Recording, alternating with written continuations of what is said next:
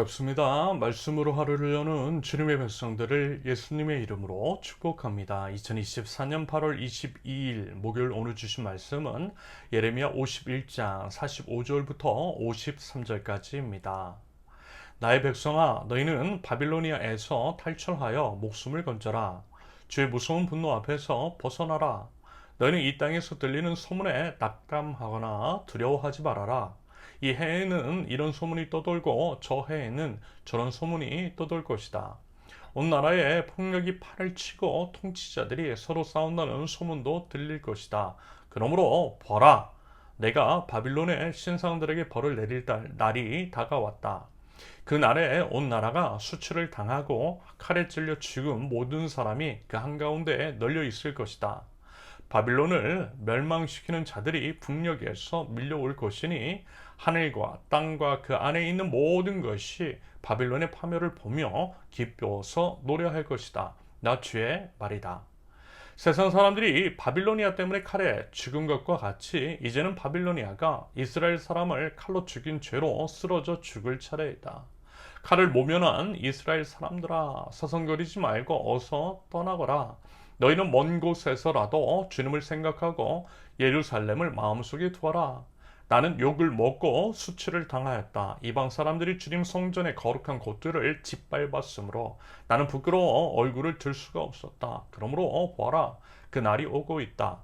나 주의 말이다. 그날에 내가 바빌론의 신상들에게 벌을 내릴 것이며 온 나라에서 칼에 찔린 자들이 신음할 것이다. 바빌론이 비록 하늘까지 올라가서 그 높은 곳에 자기 요새를 쌓아 놓는다 하여도 내가 파괴자들을 보내어 그것을 부수겠다.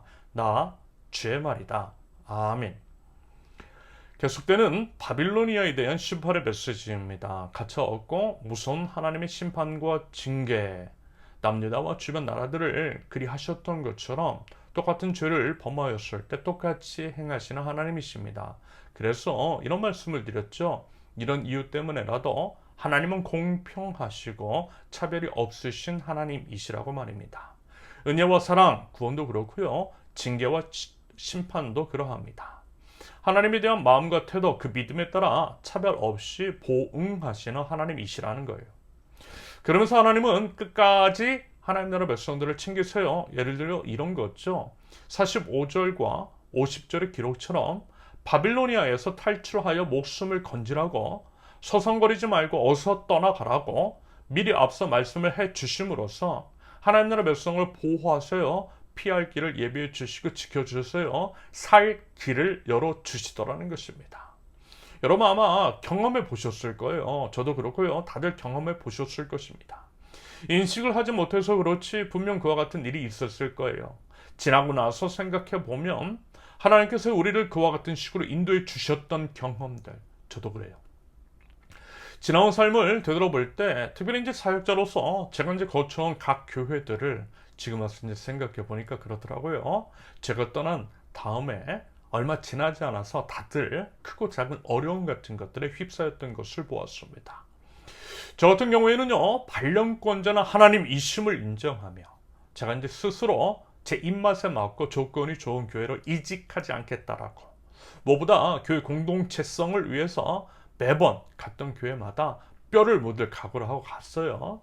그래서 만약에 교회에서 저에게 이제 나가라고 하지 않았으면 저는 나오지 않았을 것입니다. 그런데 나가라고 하더라고요.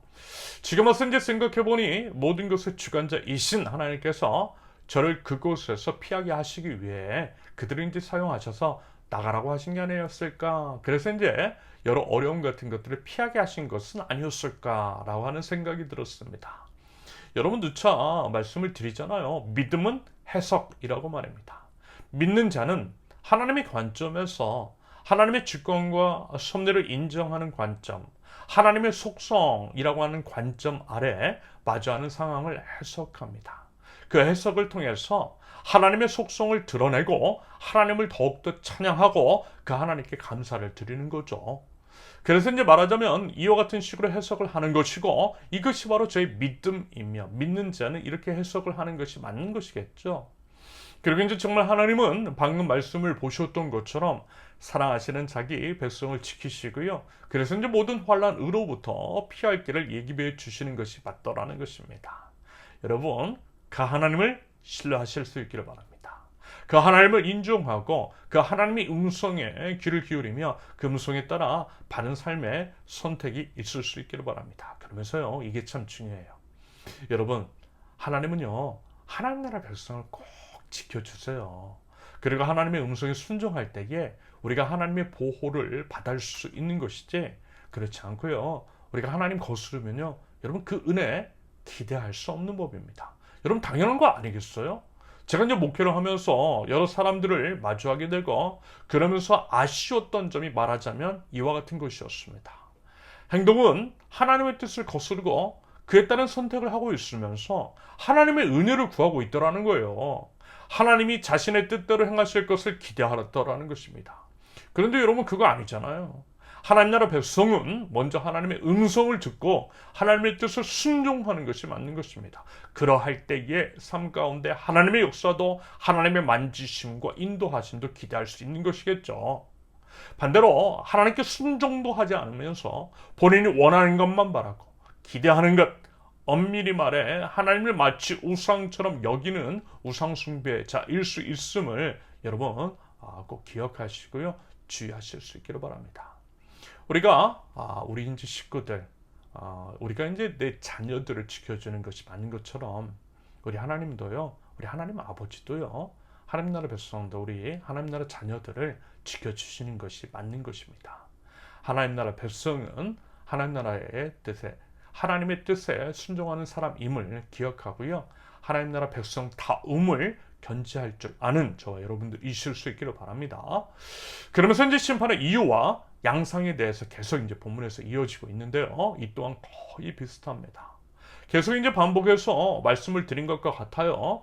결국 우상숭배, 교만과 같은 것들 때문에 무섭게 징계하시되 뭐 또 다른 이방민족, 바빌로니아 같으면 메대를 통해서 심판하십니다. 이웃의 삶을 통해 자신의 삶을 성찰하며 반면교사, 타산지석의 교훈을 삼지 않으면 그래서요, 똑같은 죄를 저지르고 내로남불하면 자신이 이제 남에게 했던 것과 같은 방식으로 똑같이 자신도 당하게 됩니다. 이게 바로 성령의 가르침이고요. 하나님께서 일하시는 방식이며 예레미야 본문에서 바빌로니아에 대한 심판의 양상인 거죠.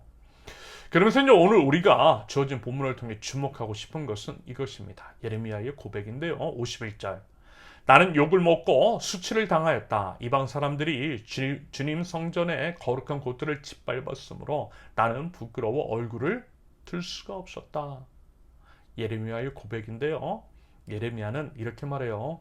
욕을 먹고 수치를 당하였다고요. 왜 그렇다고요? 하나님 때문에. 하나님께 순종했기 때문에. 하나님께 순종해서 사람들이 듣기 싫어하는 메시지를 선포했기 때문입니다. 아울러 예레미야는 주님의 성전, 그리고 이제 성전의 거룩한 곳이 짓밟히는 것을 자신의 이제 부끄러움, 하나님께 대한 죄송함과 아픔 같은 것으로 느꼈어요. 그것은 결국 하나님의 마음인 것이고 하나님에 대한 마음인 것이겠죠. 무슨 얘기냐면 그만큼 예레미야는 하나님을 사랑한다라고 하는 그런 의미일 것입니다. 여러분 그래서요, 우리가 이제 진정 하나님 나라 백성이라고 한다면, 정말 우리가 하나님을 사랑하는 사람이라고 한다면요, 믿음이 있는 자라고 한다면요, 여러분 그래야 하지 않을까요? 사람 눈치 보는 것이 아니라 설령 우리가 해를 당한다 할지라도 하나님 눈치 보고 하나님의 뜻을 순종하는 것이 맞는 것이겠죠. 하나님이 하라시는 것 하는 게 맞다라는 것입니다. 하나님의 마음을 나의 것으로 삼아서 하나님의 감정을 똑같이 느끼는 것. 그래서 이제 특별히 요즘 교회가 많이 일그러진 상황 가운데 하나님의 그 침통한 심정을 알아 교회의 회복을 위해서 애를 쓰는 것, 눈물로 기도하며 그것은 이제 구체적인 실천으로까지 이어지게 하는 것, 이런 것들이 필요하다라고 하는 생각이 듭니다. 하나님께서요 그렇게 하는 그 한 사람을 찾으시더라는 거예요. 보니까요 저도 그렇더라고요. 아마 이제 누구나 그럴 것입니다. 단 한 사람만이라도 내 마음을 알아주는 사람, 나를 대변해주는 사람이 있으면 힘나요. 그 자체만으로도 위로가 돼요. 눈물의 선지자라고 하는 예레미야, 그를 바라보시는 하나님의 마음이 그렇지 않으셨을까라고 하는 생각이 문득 들었습니다. 예레미야야, 네가 내 마음 알아줘서 나 때문에 울어줘서 네가 참 고맙다. 여러분, 우리도 이와 같은 소리를 한번 들어봐야 하지 않을까요? 바라기는 하나님 나라 백성으로서 하나님의 신실하심에 그 사랑에 기대어 힘을 낼 줄 알고요. 무엇보다도 하나님 나라 백성으로서 하나님의 마음을 시원하게 할 줄 아는 저와 여러분들 모두가 되실 수 있기를 예수님의 이름으로 축원합니다. 기도합니다. 하나님 나라 백성으로서 분명한 정체성을 가지고 매일의 삶, 저희 언행을 통해 그들을 드러내기를 원합니다. 먼저는 하나님의 뜻에 순종하는 그 마음을 허락하여 주시되 하나님의 마음을 알아 하나님의 마음을 흡족하게 하는 자, 하나님의 마음을 대변하여 하나님의 뜻을 이루어갈 줄 아는 저희들 될 수 있도록 우리 하나님 인도하여 주시옵소서. 미리 피할 길을 예비하시고 도움을 주시는 신실하신 주님, 사랑과 은혜의 하나님이심을 믿고 신뢰하면서 그 믿음으로 모든 상황 가운데에 미리 앞서 감사와 찬양을 올려드릴 줄 아는 주님의 백성들 될 수 있도록 우리 주님 인도하여 주옵소서. 예수님의 이름으로 기도합니다. 아멘. 하나님께서 오늘 주신 말씀과 각자의 기도 제목을 놓고 우리 잠시 기도합니다.